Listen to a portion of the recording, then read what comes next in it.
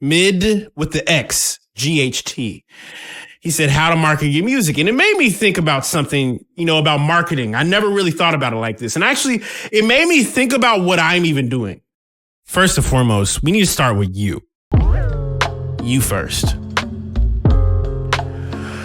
If you want to market your music, right, what are we marketing? Are we marketing songs? Are we marketing ability? If I want to market how my brain works, I need to have an honest conversation and be like, what do I want people to hear?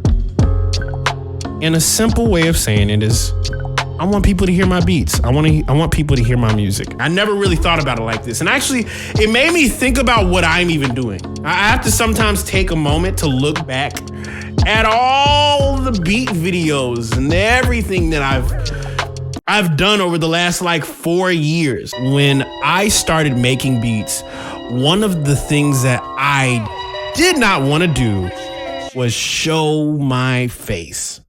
I come from that weird underground compartment of people who was very much against posting myself on YouTube. And my mom, my dad were like, why don't you want to show your face? And so some of my favorites that I've always seen growing up, you always saw their name pop up. So I used to think if my name just pops up with a dope beat, that's enough, right? Right? Like if you just make a really, really dope beat and just post it. But if you consistently just post dope beats, that'll get the attention of people, right? And so probably around the end of high school and I'm about to go into college, I remember I had this really, really unique phone call with a homie of mine. His name is Bowie. Shout out to Bowie. And I remember Bowie, he really challenged me. And he was like, do you only want to be known as someone who just makes beats, or do you want to change the way people are perceiving music? And I always thought I want to change the way people look at music. I started to piece things together little by little as, time went on after high school, college. Okay. I had an opportunity of hanging around some of the most aesthetically talented people. There are folks that from the college I went to, Full Sail, they were into visuals. They loved visuals. And coming from me, I like a good visual, but I didn't want to show my face. I was always but I remember I had an honest conversation because I never know what people gain from what I'm doing until I asked them so what did you grasp from all those videos that I posted during the pandemic and all that? And I didn't realize a lot of people were inspired at the fact that I was just vibing out on a video and just playing the keys and playing the drums, man. And all that of what I showcase about my music, I am showing you guys a small glimpse of how my brain works. The best way I can put it from a non-musical perspective is I want you to feel like you watched a movie in 20 seconds and you gotta play it back over and over and over again. And so my marketing strategy was the combination of not just making great beats, but also having the visuals that pair with it. Why your music needs video. That is I'm trying to think of a way to say it. That is the medicine. I'm gonna equate what you guys do to medicine. Your medicine helps people. Your medicine also helps inspire people.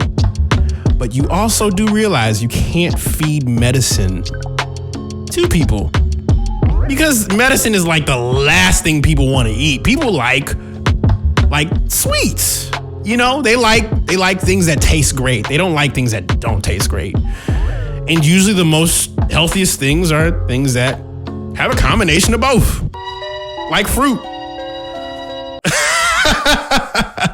Beat videos are cool. But I learned a long time ago, you don't necessarily have to do a beat video.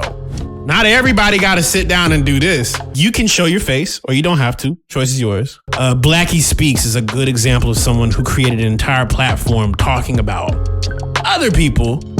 And then when he had the platform to be able to drop his own music, he did. 100,000 views organically. His music. And he eventually revealed his face. He had an anime character drawn for his logo. You can film yourself. You can film your environment. You don't have to film anything. You can take videos from animation that you like to watch. Because who wouldn't engage with a cartoon that people like? And this is gonna tie all back into marketing. I promise you. This is gonna tie all the way back to marketing. Do y'all watch Boondocks? So, if you watch Boondocks, they had that one episode where they were trying to get into Oprah's studio, and they ended up busting into Bill Cosby's dressing room. But that episode features Mad Villain.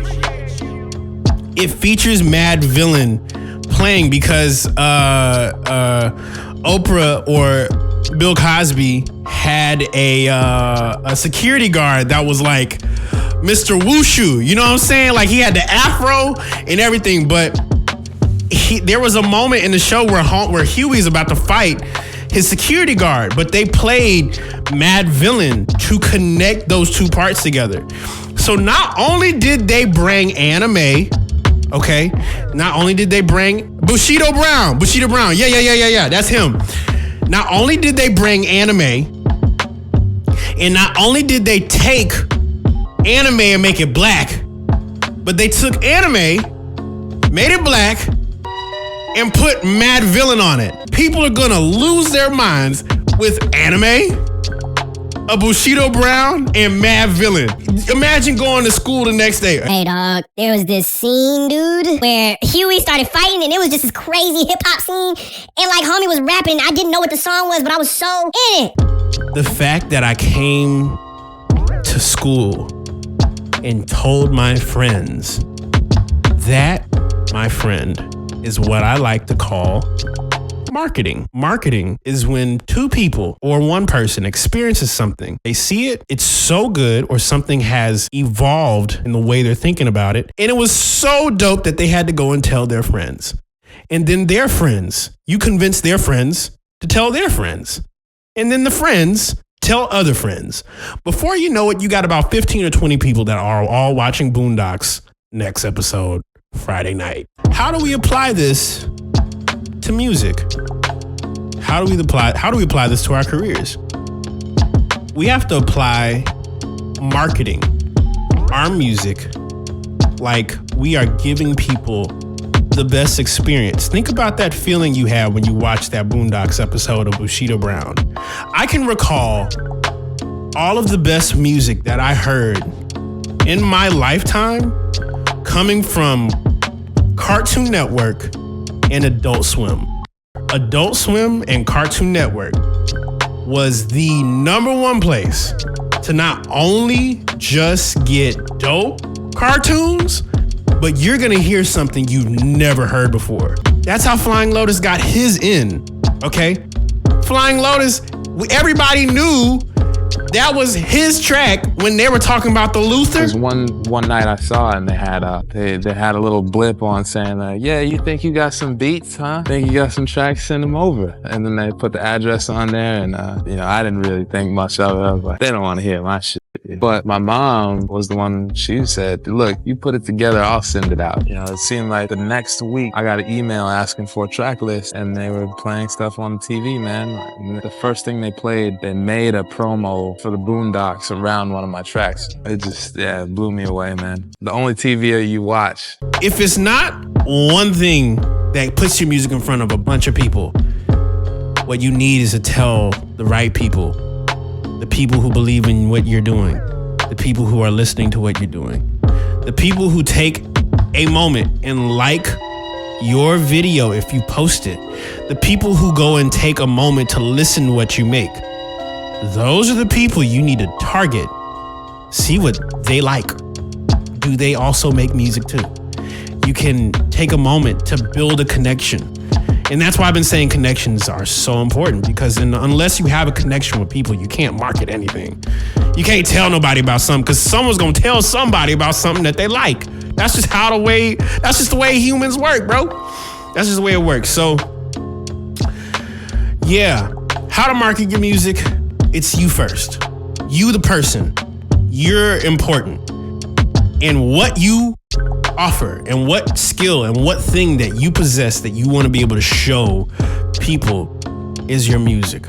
So if your music has energy behind it, if it has this ability behind it, if it has this style and sound, what you need to do is see who's in that space of people that like what you like. Or start as simple as the people who have interacted with you saying like, oh, I love your beats, da da da. Talk to those folks and then make connections with those people. And then when you do put music out, send it to your friends. Your friends will then tell other friends, and then people will listen. This is free game. Yes, this is free game. I'm trying to tell y'all how it works. How to market your music. You got to build a good rapport of people around you. And when you build a good rapport of people around you, those people will then lift you up. Marketing is way more simpler than we think. Matter of fact, you know something crazy? I'm about to blow y'all mind. Watch this. I remember I had a listening party for my album, The Funk Will Prevail. And I didn't know how in the world am I going to get people to be a part of the listening party. And so I had a friend of mine, shout out to Layla. She was well known for coordinating events. And she wouldn't just coordinate small events. She would coordinate big events where there was mad people, bro. And I mean, like, they were deep.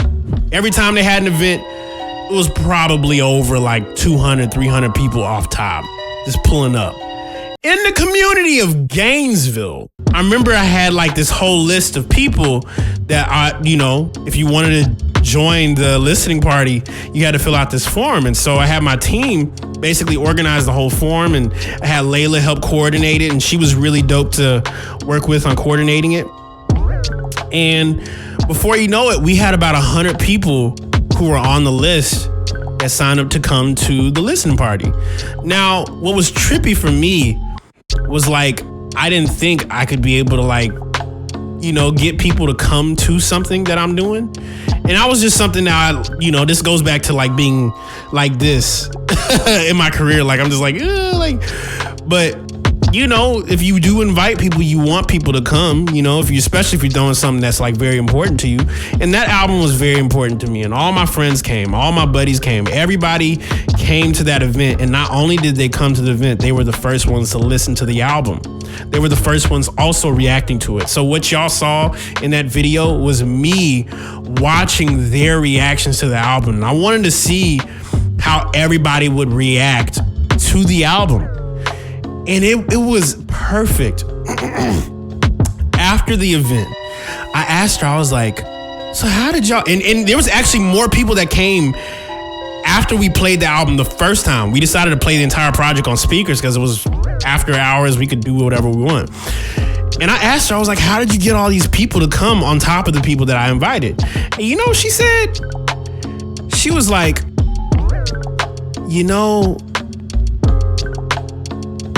you can invite people and people will definitely tell you if they're coming or not. The easiest thing you can do is bring people together. And I was like, shucks. Jesus! I didn't know it was that easy. I ain't know, you could just simply ask somebody, hey, can you come to this event that I'm throwing? And people will tell you yes or no. Those that say yes, that's your target. Market to those people.